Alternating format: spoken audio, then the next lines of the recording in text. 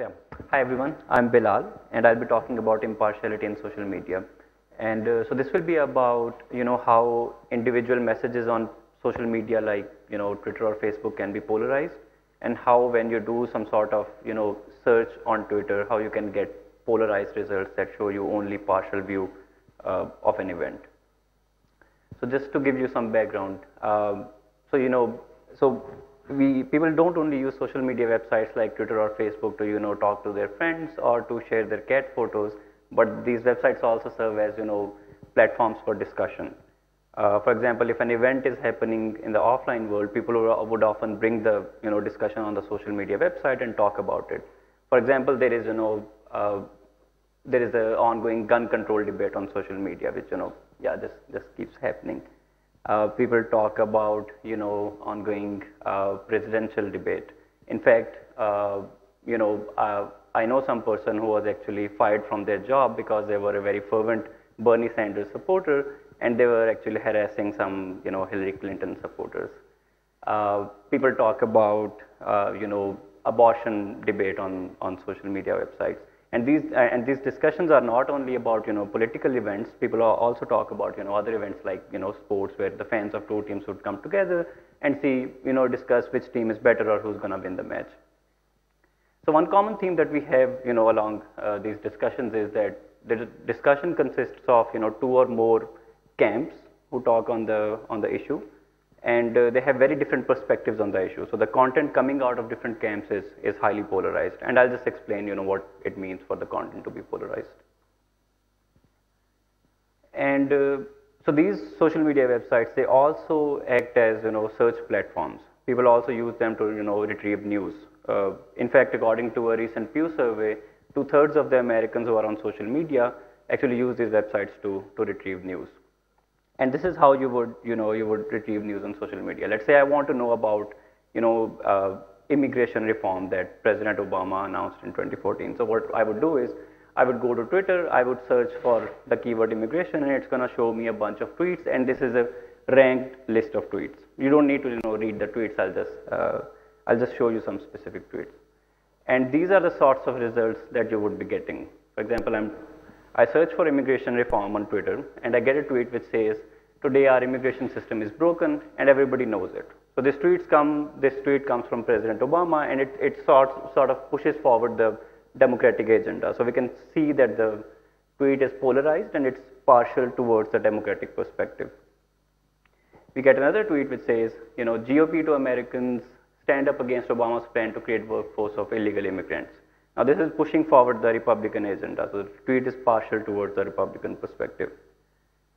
And finally, I get a tweet which is from NY Times, doesn't really push forward an agenda, it's just a piece of news and says, here's what you need to know about Obama's immigration plan.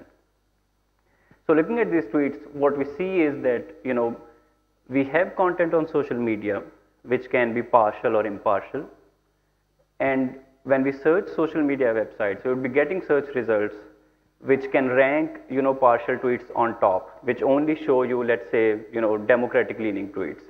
So potentially the users who are looking at these results, they can get, a partial perspective of the issue. And these are the two things that I'll be talking about, in this presentation. We'll look at how content can be polarized and how search results can be polarized. And just a little, disclaimer, we are not the first ones to study polarization on social media. It's a very well studied topic. People have looked at, polarization at a community level. That is, if there are different polarized communities on social media, people have looked at, what does their network connectivity looks like? What are Democrats and Republicans talking about as groups? People have also looked at, user level studies, where you see how to detect, highly polarized users on social media and what's the sort of behavior of these polarized users. But what we are trying to do is, we are trying to study polarization at a more finer grained level, which is we are trying to study the polarization of individual messages, that whether an individual message is polarized or not. And if we can, somehow come up with automated ways of detecting partial and impartial messages, we can use it for a lot of different applications. We can study, what sort of content users are getting if you search for some terms on social media, whether you're getting polarized content or not. So what we're going to do in this talk is I'll first try to present, our work on studying individual message level impartiality in social media. I'll try to explain, how can we come up with automated ways of quantifying impartiality. Then we'll look at, we'll look at different properties of partial and impartial messages. So this will be the first half of the talk. And then I'll look at, then we'll actually look at a framework for, quantifying search engine polarization on Twitter, and then we'll, study whether if you were searching for presidential debates on Twitter, whether you would be getting some partial search results or not. So let's get to the first part. So this was a joint work with my advisor Krishna Gumardi and Christian, who I guess is, yeah, he's not here, I guess. Anyway, he was here yesterday. Okay, so let's get to the first part, and let's see, how can we quantify impartiality automatically. And before we can do that, we just wanted to ask a question. What do we really mean by impartiality? What does it mean for a message to be impartial or neutral? So just like anger or sadness or happiness, impartiality is an intuitive notion. It has no precise definition, but the idea is that humans, sort of understand this notion. And if I show a message to a human, they can tell that, whether the message is impartial or not. However, the problem is that just like anger and sadness, impartiality is also a subjective notion. If I am angry, I mean, someone might say that I'm very angry, and some other person might say that I'm moderately angry. So it's hard to sort of operationalize the concept of impartiality due to the subjectivity involved. So to overcome that problem, so we're going to take a little detour, and let's just look at a distinct but related concept, which is the affiliation of the author of the message. So what I'm going to do is I'm going to look at an event in US politics, which is the US immigration reform of 2014. So this was the event where, the thing was pushed by President Obama, and Democrats, since Obama is a Democrat, Democrats were generally in favor of this reform, and Republicans were against it. And we're going to try to play a little game. I'll show you 3 tweets. I won't show you the author of the message, and you have to guess whether the author of the message was a Democrat or a Republican. So just remember, Democrats are in favor of the reform, Republicans are against it. So here's the first message, which says, by House's action, we are setting up a direct challenge to President's unilateral actions on immigration next month. Remember, President is a Democrat, and Democrats are with the President, Republicans are against the President. So who thinks this message was posted by a Democrat? No one. Okay. So who thinks the message was posted by a Republican? Okay, so there is sort of an agreement between you that, the author of the message was Republican. So in fact, the author was a Republican. He was John Boehner. He was a, very well-known Republican. He was a, Speaker of the House at that time. So what we see is that I showed you a partial message, and it was easy to infer the affiliation of the author of the message. So let's look at the second message, which says, Boehner, stop whining, do your job, pass a bill. So who thinks this was a Democrat who posted the message? Who thinks this was a Republican?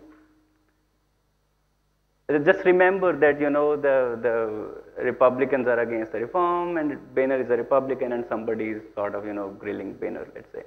Okay, so turns out, yeah, the author was a Democrat. If you look at the, if you look at the Twitter bio of the person, it says, progressive and this sort of thing. Again, I showed you a partial message. Author affiliation was easy to guess.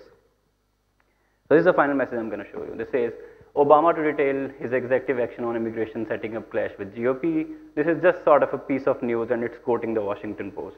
Who thinks this was a Democrat who posted the message? Who thinks it was a Republican? Okay, so this is a piece of news, sort of an impartial message, and affiliation was hard to guess. Sounds good. Actually, the author was a Democrat. It was the same author as the last message. So what we see is that I showed you some partial messages, and for partial messages, it was very easy to guess the affiliation of the author of the message. For the impartial message, you guys couldn't figure out the author affiliation. So looking at this insight, I'm going to try to define impartiality precisely. And we say that a message is impartial if the affiliation of its author cannot be inferred from its text. This is how we're going to define impartiality. Now, our initial goal was to quantify impartiality in precise numbers. So how can we go from the definition to the precise numbers? How can we operationalize this definition? Well, we can do a very simple test. And this is the same test that I did with you guys. We can take a message, we can go to Amazon Mechanical Turk. So this is a message, and we can ask the people, you know, who do you think the author of the message is? Is it a Democrat or a Republican? We can show it to multiple people, just like I showed you, and we can look at the agreement, how much agreement people have in guessing the affiliation of the author of the message. For a very partial message, everybody or most of the people will say either it's a Democrat or a Republican. For impartial messages, there will be no agreement, and then we can figure out, you know, the message is impartial. So we just look at, you know, so we took a bunch of messages related to different events in US politics and sports, and we just show each message to 10 people, and we look at this agreement number to figure out if the message is impartial or not. Now you might be wondering why we did this, we took this roundabout sort of way, looking at the affiliation of the author of the message, is why we took this sort of hard operationalization of impartiality. Well, we looked at some alternatives. We tried some other ways to operationalize impartiality, or, you know, to precisely quantify whether a message is impartial or not. And there were some possible options. So first option was we just rely on human intuition. We just asked 10 humans, you know, whether you think the message is partial or impartial. And, you know, that's the most intuitive way to do it. The problem is, as I explained, you know, impartiality is a very subjective notion, and different people have different understanding of impartiality. For example, if I have this message related to gun control debate, which says guns don't kill people, people kill people. You know, if a Democrat looks at the message, they might say that, you know, the message is very, very partial. If a Republican looks at the message, they might say, you know, the message is just stating the fact. Actually, people kill people, it's not the guns. So it's not partial at all, it's an impartial message. So this definition sort of doesn't work. There is another definition for impartiality, which could be that if a message is, you know, stating facts, we can say that the message is impartial, and if it's, you know, expressing some sort of opinion, we can say that, you know, the message is partial. Again, I can take the same example. You know, the tweet is stating a fact, but still we can you know, see that there will be a lot of disagreement between people on whether the message is partial or not. And we can have another example, which is, you know, this is a tweet about, it says the terrifying animation shows global warming. So this tweet just says that, you know, global warming is spilling out of control. Again, a Democrat might say that, you know, this message is impartial because it's stating a fact. On the other hand, Republicans who sort of deny global warming might say that this is a very, very partial message. So this sort of operationalization also doesn't work. A third thing we tried was that, you know, we can say that a message is impartial if the author is impartial. You know, if the author has no affiliation, if the author is not Democrat or Republican, message is impartial. If message comes from an author with well-known affiliation like President Obama, it's gonna be partial. But I just showed you this example where a user had a very well-known, you know, affiliation, but still they were posting, you know, an impartial message. Okay, so now we have sort of a nice operationalization of impartiality using humans. But our goal was to quantify, you know, impartiality in an automated way. How can we do that? So it turns out that, so to do that, it's not very hard. To do that, we just have to look at the definition again. So the definition says that a message is impartial if the affiliation of its author cannot be inferred from the text. We never said who has to infer the affiliation of the author. This could be a human, or this could be a machine also. We can just look at how hard a time a machine is having in inferring the affiliation of the author, and then we can quantify impartiality in that way. So what we did was, so until now what we did was we took a message, we had sort of an affiliation prediction component where we're, you know, going to Amazon Mechanical Turk users and we were asking them to guess the affiliation of the author. And the sort of the confidence or agreement that they had in guessing the affiliation, we were taking as the impartiality score of the message. So only thing we need to do here is we need to replace this human with a machine.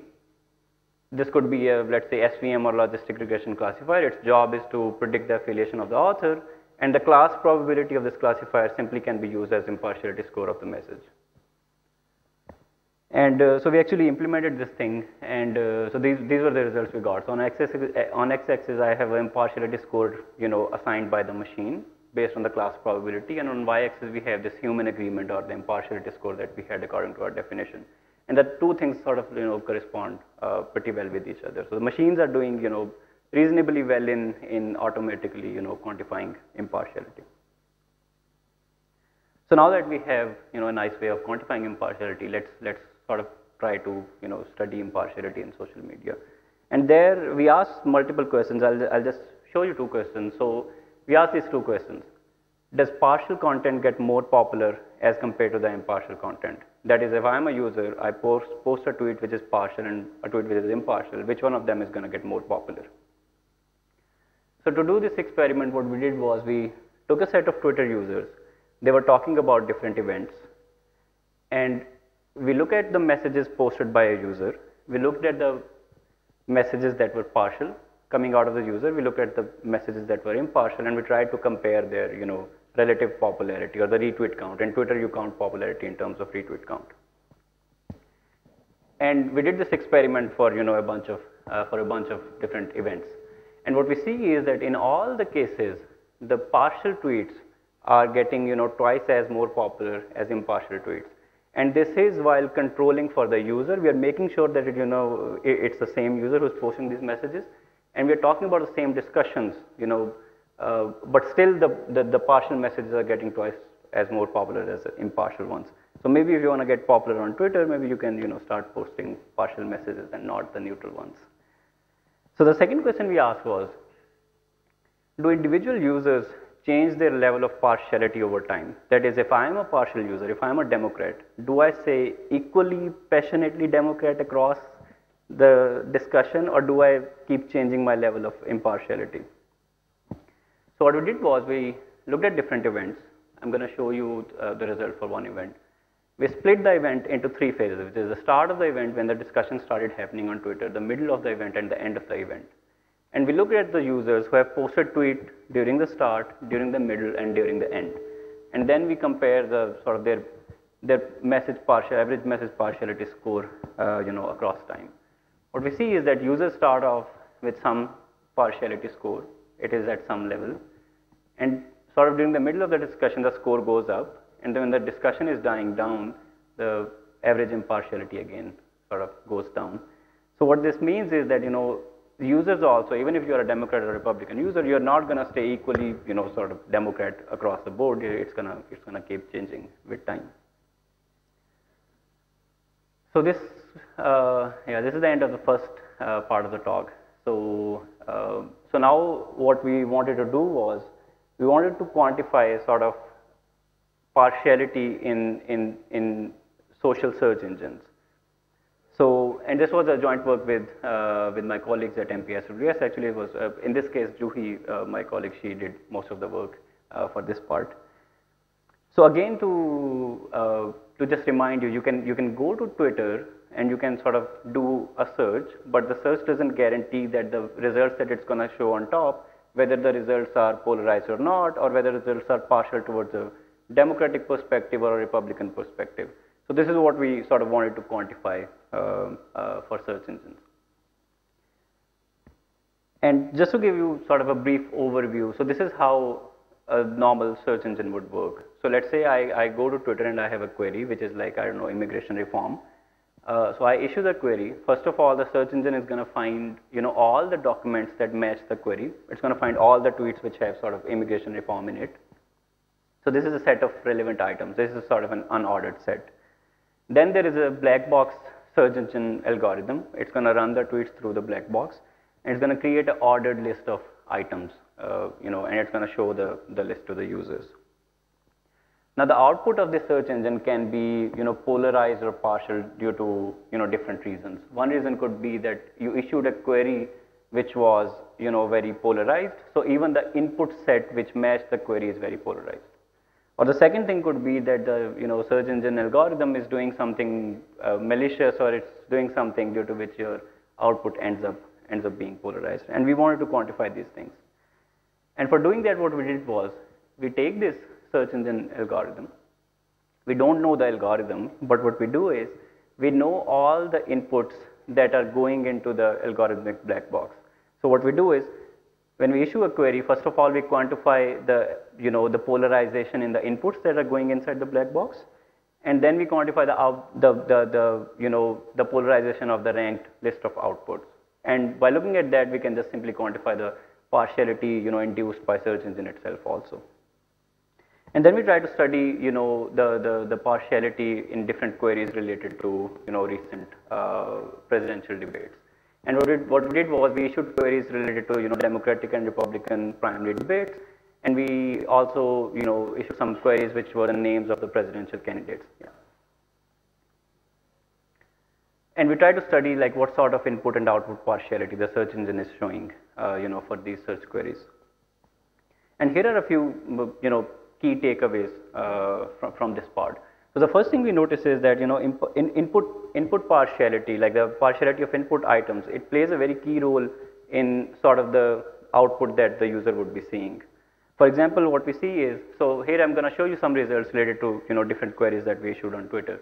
And I'm going to show you for every query, I'll show you like the sort of input partiality that it had, like how partial the inputs were, and the output partiality that the user was seeing, the partiality of the ranked list.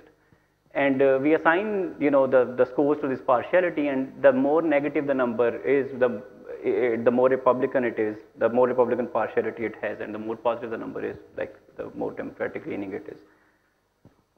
So what we see is that if we just look for like hashtag debate, so it has a partiality which is leaning, both input and output partiality, which is leaning towards the Democratic side.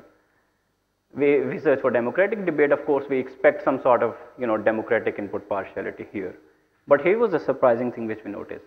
Even if we look for Republican debate, we were expecting some sort of, Republican partiality out of the results.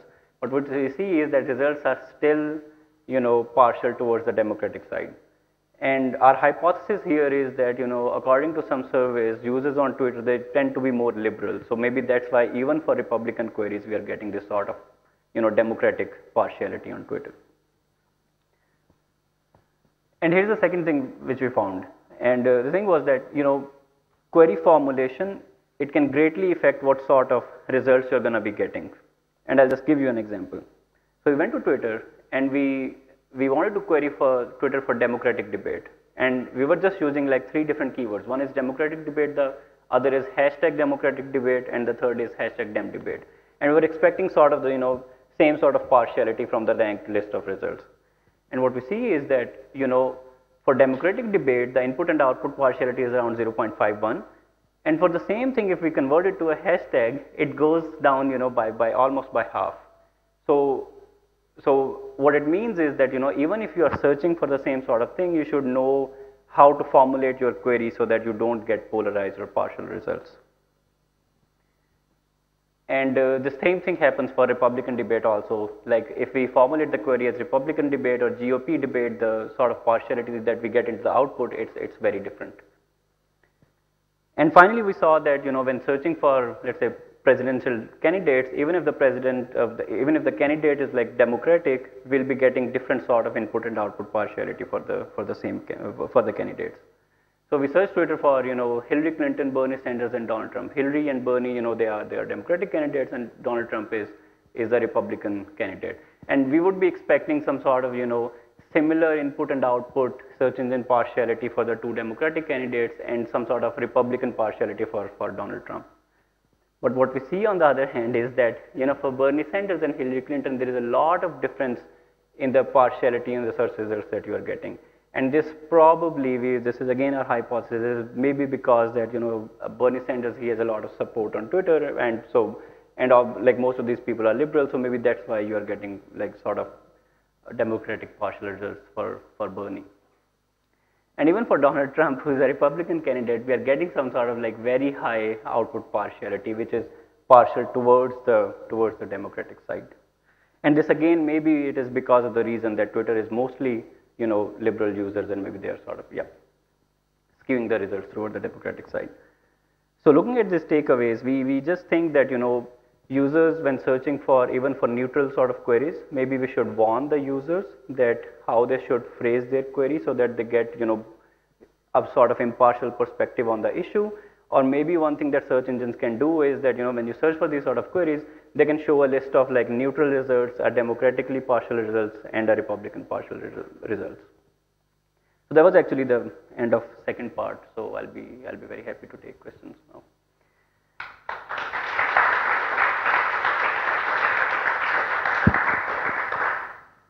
time for questions.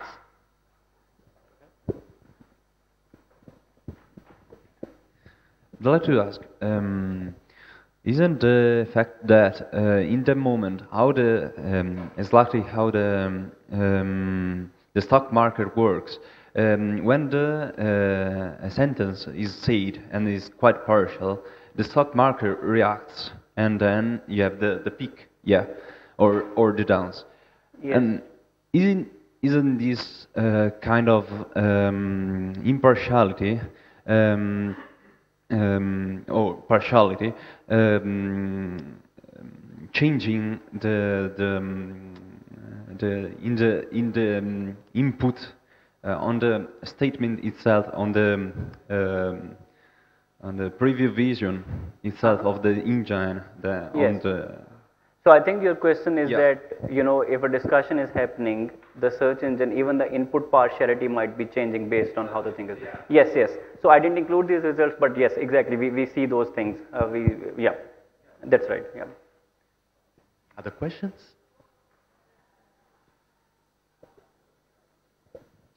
Yeah. So how do you control for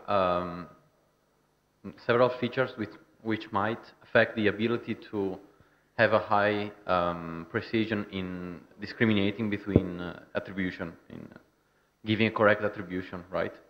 So features that can increase the confidence in deciding who produced the message.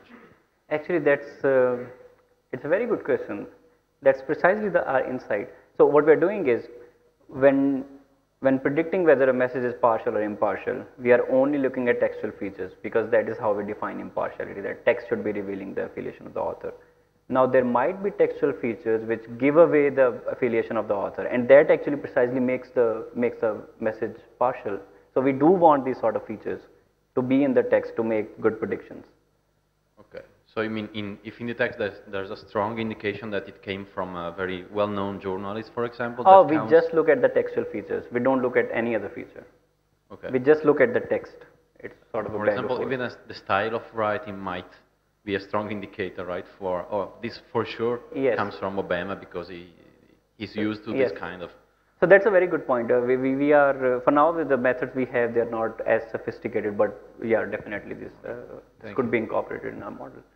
Thanks. Any other questions? Okay, so let's thank our speaker again.